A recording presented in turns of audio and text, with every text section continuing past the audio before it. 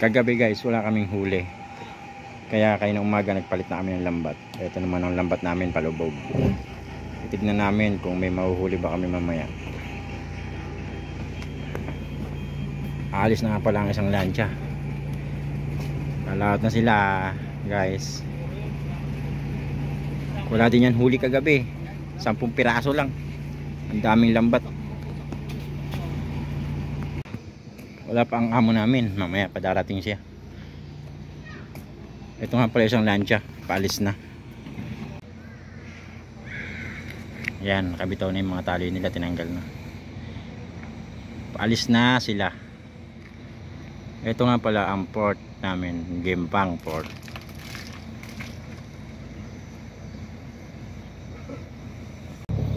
Yan guys, paalis na sila. Kapitan namin, ang tagal, wala pa eh. Dito lang kasi kami lalaot sa malapit. Yan kasing isang lancha na yan, sa malayo yan pupunta. Doon sila magbabagsak ng lambat nila. Doon sa Turtle Island. Siguro mga kalating oras bago yan umalis, makarating doon. Kanilang pupuntahan. So guys, update ko kayo mamaya pag nasa laot na uli kami.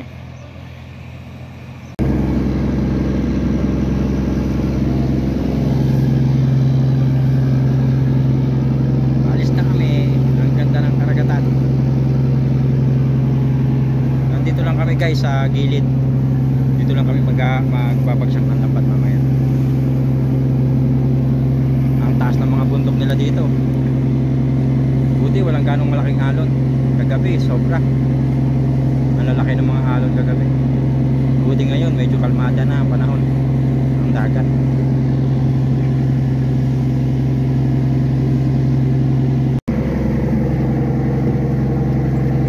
Yan na, umaarya na.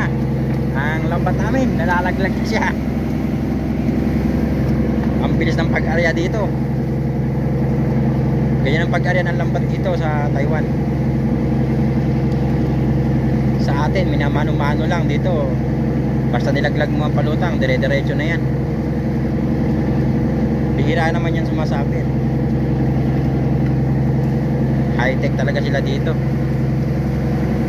Pangalawang area guys. Tapos na kami sa isa. Ito naman, meron naman siyang palutang ganito.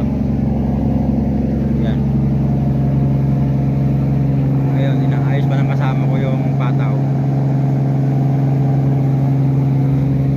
Sana marami kaming mahuli mamayang gabi para masulit man lang ang paglaot namin.